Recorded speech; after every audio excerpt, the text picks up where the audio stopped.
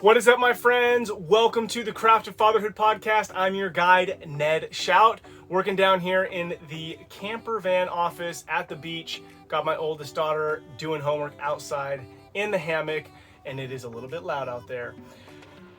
We've been talking about connections. This started from a podcast I did, a conversation I had with a childhood hero of mine, Jamie Thomas, professional skateboarder, amazing dude. And I've had this quote of his going through my mind ever since we met, and that is, life is more about connections than performance, and life is about how available I am to my family, not how many check boxes I check off every single day. So the last few weeks we've been talking about connections. Started off with week 1.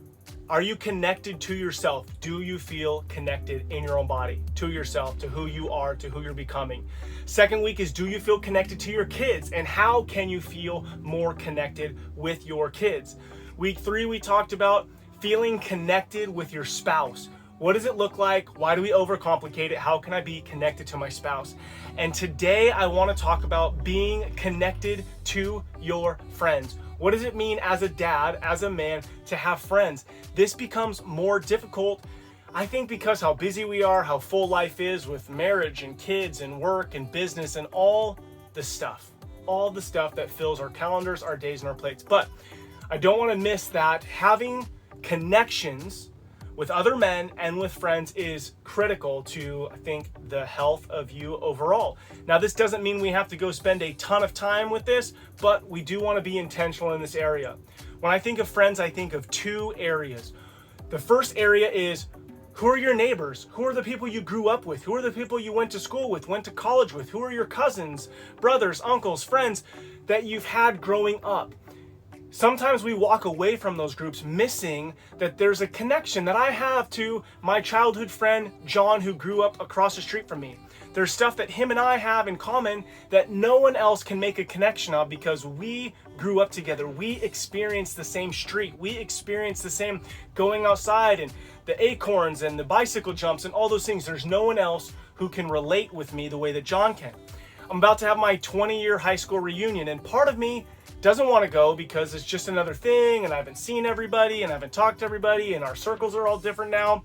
But at the same time, there's this group of people, small group of people that I went to high school with, and they had that same experience. They went to that same small school in that same small town, and we have a connection that nobody else on the planet has with me. So when I go to this and I see familiar faces, there's a connection there that matters to who I am as a human being. So I challenge you. Challenge 1 is, who are the people, the cousins, the maybe brother, sister, the people you grew up with, the people you went to school with? What are some connections that you've maybe stopped staying connected with because your life has gone a different direction that maybe you need to reach out to, maybe you need to reminisce with, grab a coffee, meet up.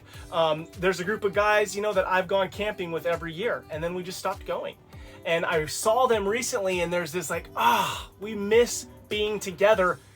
Nothing super important, nothing that's detrimental or some certain thing that we do. It's just there's certain people that feels good to be with. When I think of people like that, I think of Dale and Brennan, or The Sandlot, or The Goonies, or Bill and Ted, or Wayne and Garth.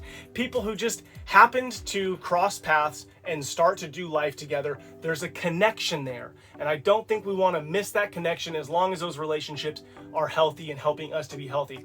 Now, the second group is the friends that you are a bit more intentional with. Think about the maybe a men's group that you see and you're like, man, these guys are solid, these guys are rock stars, these guys are doing things, making change out in the world, people with intention. Go find that group, go make that group. Jim Rohn said that you are an average of the 5 people you spend the most time with. So who are the 5 people that you spend time with that you are allowing to influence and shape your life, who you are? Now, sometimes you do need to stop some friendships to go focus on some friendships that are going to help you continue to be the best version of yourself. Now, if you're listening to this, watching this, it tells me that you are a growth-minded, want to be a great dad, want to be a great husband. You're on this path. So here's my challenge to you. If you don't have that group, go find that group. If you see a dad who is also striving to be a great dad, Invite him to coffee, invite him for a beer, invite his family over for dinner. This is not abnormal.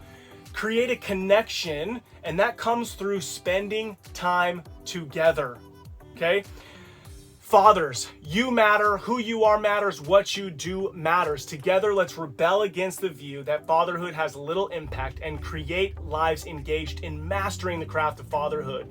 Next week, I'm gonna start talking about our language and the power as fathers that we have in the words that we speak. I look forward to hanging out with you next time.